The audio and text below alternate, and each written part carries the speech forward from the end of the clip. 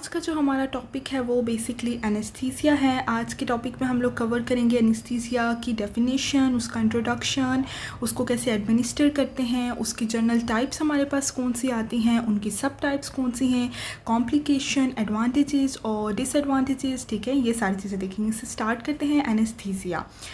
Basically anaesthesia हमारे पास क्या है? It is a way to control pain during a surgery or procedure by using medicine called anaesthetics. ठीक है, ऐसी मेडिसिन यूज़ करते हैं जिनसे हम लोग पेन को कंट्रोल कर सकें और उन मेडिसिन को हम क्या कहते हैं? एनेस्थेटिक्स। ठीक है, और ये हेल्प करती हैं to control your breathing, blood pressure, blood flow, heart rate and rhythm. ठीक हो गया। उसके बाद हम बात करते हैं anaesthesia also used to relax you, block the pain, make you sleepy or forgetful and make you unconscious for your surgery. ठीक है, अब ये सारी कंडीशंस बताई हुई हैं कि एनेस्थीसिया हमारे पास बेसिकली सर्जरी से बिफोर हम लोग जब देते हैं तो क्यों देते हैं? ताकि हम लोग पेन को ब्लॉक कर सकें। ठीक है, पेशेंट को रिलैक्स कर सकें, उसको स्लीपी और फॉरगेटफुल कर सकें और उसको अनकॉन्शियस कर सकें। Besides general anaesthesia, other forms of anaesthesia may provide only light sedation or use injection to numb only a small area. यानी जो हम लोग स्मॉल एरिया के लिए लाइट सिडेशन के लिए यूज़ करेंगे उसको हम लोकल एनेस्थीसिया कहते हैं, और लार्जर रीजन के लिए जो यूज़ करेंगे उसको हम लोग रीजनल एनेस्थीसिया कहते हैं। बाद हमारे पास आ जाती हैं एनेस्थीसिया की क्लासिफिकेशंस। तो बेसिकली अगर हम लोग बात करें तो इसमें हमारे पास 3 तरह की क्लासिफिकेशंस आती हैं: लोकल एनेस्थीसिया, रीजनल और जनरल। ठीक है, लोकल में हमारे पास टॉपिकल और इन्फिल्ट्रेशंस वगैरह आ जाएंगे।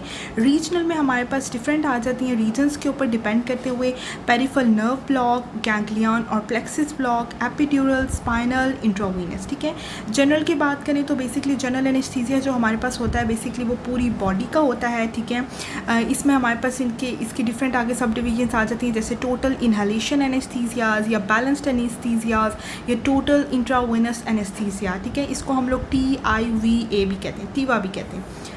ओके, देन हम लोग चलते हैं जो इसकी मेजर क्लासिफिकेशंस हैं वो हमारे पास 3 तरह की हैं: जनरल, रीजनल और लोकल। ठीक है, सबसे पहले हम लोग देखेंगे कि जनरल एनेस्थीसिया हमारे पास क्या होता है। General anesthetics are the drugs which produce reversible loss of all sensations and consciousness. It usually involves loss of memory, awareness with an insensitivity to painful stimulus during a surgical procedure. ठीक है, इसमें सबसे पहले हमने ये बताया कि ऐसी ड्रग्स जो जनरल एनेस्थीसिया में यूज़ करते हैं हम लोग उनको एनेस्थेटिक्स कहते हैं। ठीक है, और ये हमारे पास क्या कॉज करते हैं? Reversible loss. ठीक है, ये इरिवर्सिबल लॉस नहीं कॉज करते, बिकॉज जब इरिवर्सिबल लॉस आएगा तो इवेंचुअली जो पेशेंट है वो डेथ की तरफ लीड कर जाता है। ठीक है, लेकिन ये हमारे पास रिवर्सिबल लॉस होता है ऑल सेंसेशंस का और कॉन्शियसनेस का। ठीक है, और इसमें हमारे पास लॉस ऑफ मेमोरी भी आ जाती है और इनसेंसिटिविटी वगैरह भी आ जाती है पेनफुल स्टिमुलस से, बिकॉज हम लोग जब कोई भी सर्जिकल प्रोसीजर परफॉर्म करेंगे तो वो पेशेंट उससे इनसेंसिटिव होता है। ठीक है, तभी वो विदाउट पेन हम लोग उसका जो है वो प्रोसीजर परफॉर्म करते हैं। जनरल एनेस्थीसिया की अगर बेसिकली बात करें तो इसमें हमारे पास 3 तरह के पर्पस आते हैं। एक तो ये कि नीड फॉर अनकॉन्शियसनेस, ठीक है, यानी कि हिप्नोजिया वगैरह के लिए। उसके बाद हमारे पास आ जाता है नीड फॉर एनाल्जेसिया, यानी लॉस ऑफ सेंसरी और autonomic reflexes and need for muscle relaxation. ठीक है, एनेस्थीसिया में एक मेजर जो हमारे पास कंट्रीब्यूटिंग जो एक पॉइंट आता है वो हमारे पास मसल रिलैक्सेशन आता है।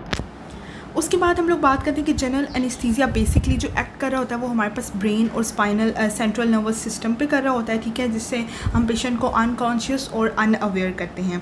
उसके बाद एडमिनिस्ट्रेशन की बात करें तो it is administered via patient circulatory system by the combination of inhaled gases. ठीक है, इनहेल्ड गैसेस के थ्रू भी कर सकते हैं एंड इंजेक्टेड ड्रग्स के थ्रू भी कर सकते हैं। जब हम लोग इनिशियली इंजेक्ट करते हैं एनेस्थीसिया को तो उसको हम लोग फिर मेंटेन करते हैं इनहेल्ड गैसेस एनेस्थेटिक्स के साथ। ठीक है, और एडिशनल हम लोग IV वगैरह भी उनको दे सकते हैं।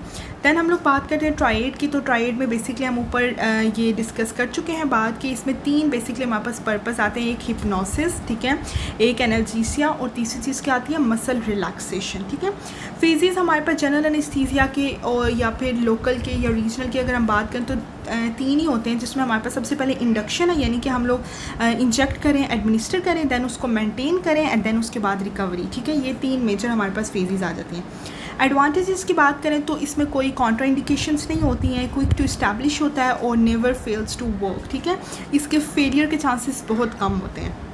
डिसएडवांटेजेस की बात करें तो पॉलीफार्मेसी, बिकॉज इसमें अ लॉट ऑफ मेडिकेशंस को यूज़ करना पड़ता है। देन उसके बाद वेरियस सिस्टम पे इसके साइड इफ़ेक्ट्स हो सकते हैं, एलर्जिक रिएक्शन हो सकते हैं, रिकवरी प्रोफाइल में मसला आ सकता है, पोस्ट ऑपरेटिव नोज़िया वॉमिटिंग के सिम्टम्स जो हो सकते हैं, और कभी कभार ऐसा होता है कि अवेयरनेस भी हो जाती है पेशेंट को, बिकॉज जब ये फेल हो जाएगा इन रेयर केसेस तो फिर हमारे पास पेशेंट जो है वो अवेयर हो सकता है।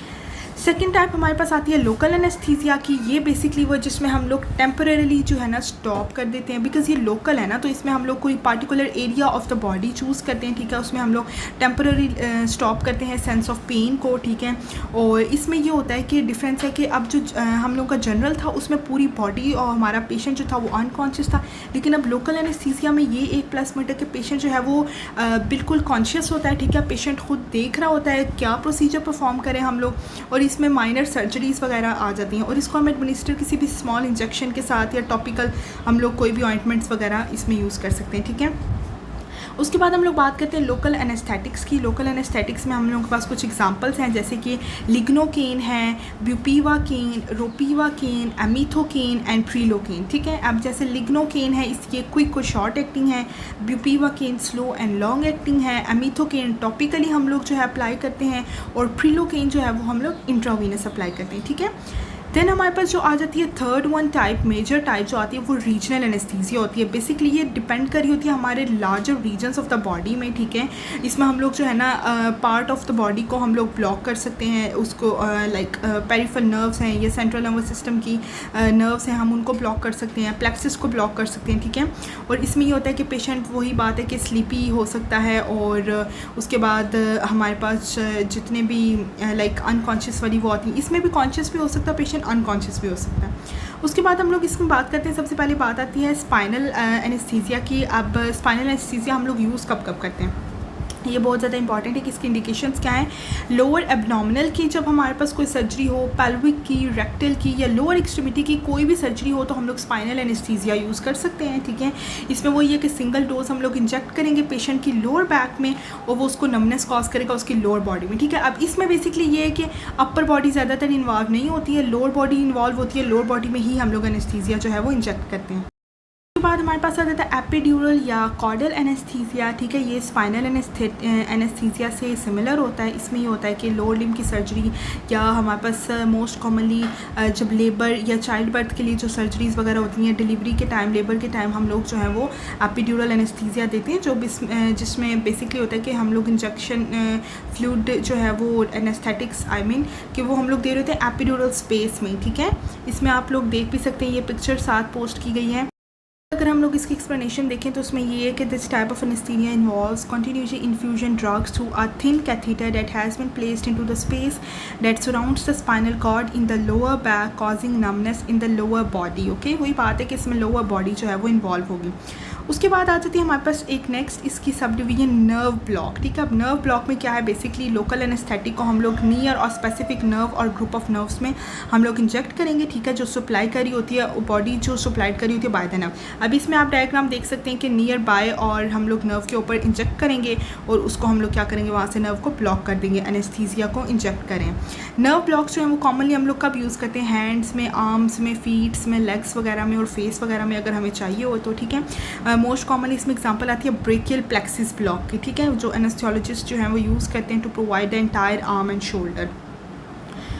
उसके बाद हम लोगों ने बात की कि रीजनल एनेस्थीसिया ऑब्वियसली हम लोग एक एनेस्थीसिया के लिए दे रहे होते हैं, एक muscle relaxation. Muscle relaxation basically एक प्लस पॉइंट है जो हमारे पास तकरीबन सब जनरल में भी आ जाएगा और रीजनल में भी आ जाएगा, ठीक है।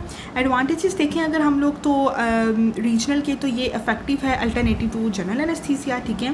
बिकॉज जनरल एनेस्थीसिया में देखें आप पूरी बॉडी जो है पेशेंट की अनकॉन्शियस हो जाता है, पेशेंट इन्वॉल्व होती है, पेशेंट अनकॉन्शियस हो जाएगा, और उसके साइड इफ़ेक्ट्स भी मतलब ओवरऑल सब सिस्टम्स पे आते हैं। दैन इसमें avoid polypharmacy, allergic reactions, extended anaesthesias, patient can remain awake, because देखें हम लोग सिटिंग में भी हम उसको करवा सकते हैं, पेशेंट कॉन्शियस होता है, अर्ली ड्रिंक और फीड भी करवा सकते हैं, ठीक है। उसके बाद डिसएडवांटेजेस, उसके भी ऑब्वियसली हर तरह के प्रोसीजर के कुछ ना कुछ डिसएडवांटेजेस तो होते हैं।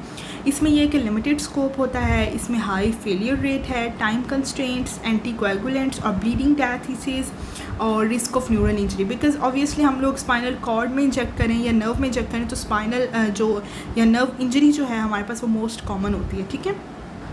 अब बात करते हैं हम लोग what are the risk and complications of anaesthesia, ठीक है। सबसे पहली बात तो ये कि अगर पेशेंट की हेल्थ गुड है, ठीक है, वो गुड स्टेट ऑफ हेल्थ में है, तो ऑब्वियसली हमारे पास जो कॉम्प्लिकेशंस होंगी या मेजर साइड इफ़ेक्ट्स होंगे वो इतने ज़्यादा नहीं होंगे, ठीक है।